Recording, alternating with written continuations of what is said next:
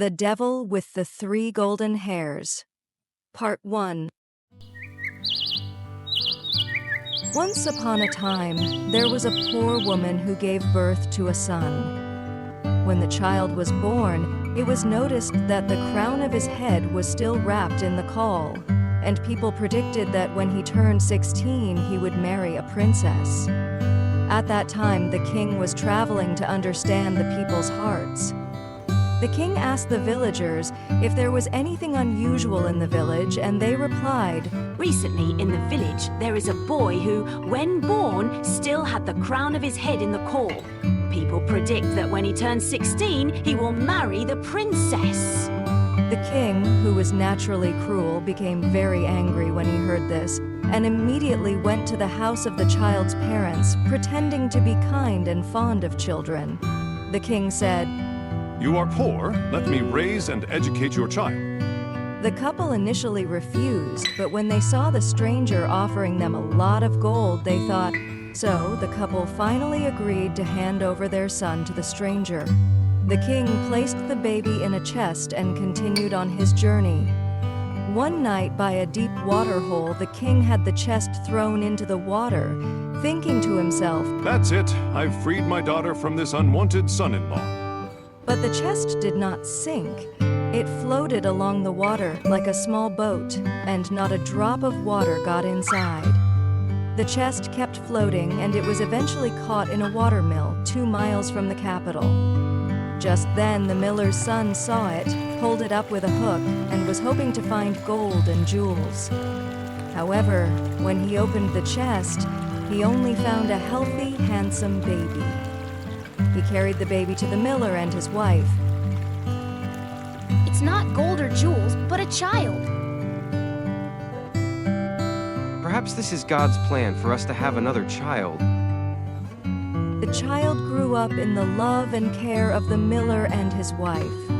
One day, when it rained heavily, the king had to stop at the mill to seek shelter from the rain. The king asked the miller's wife and her husband if the tall young man was their son. They replied, "No, Your Majesty, this child was found 16 years ago. He was in a chest that drifted with the current and got stuck at the entrance of our mill. Our son saw it and rescued him." "You are good people. I would like to ask your son to take a letter to the queen. Here is a reward of 2 gold coins for the task."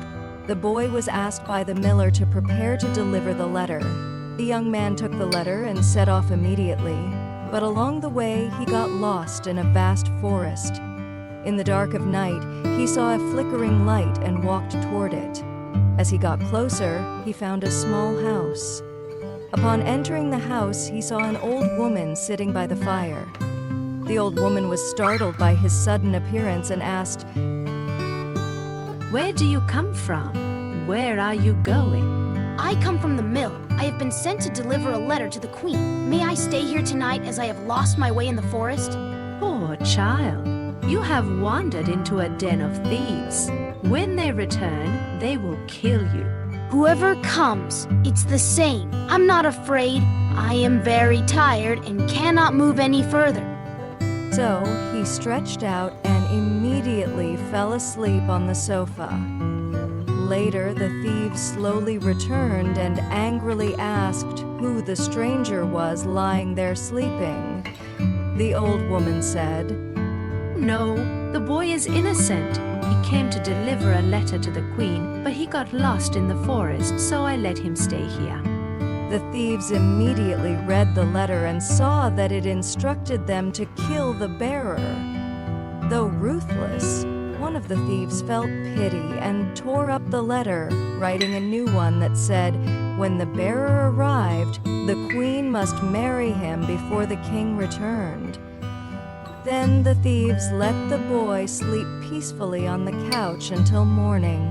The next morning, when the boy woke up, the thieves gave him the letter and pointed him in the direction of the palace. Upon receiving the king's letter, the queen immediately arranged the wedding for the fortunate young man who had brought the letter. The wedding was lavishly held in the royal palace.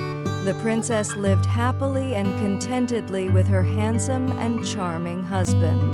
The young man was welcomed like a hero, but no one knew what had truly happened to the original letter and the truth behind it. Could this story have been a secret setup? Or were these just unexpected coincidences? What will happen to the young man when the king returns?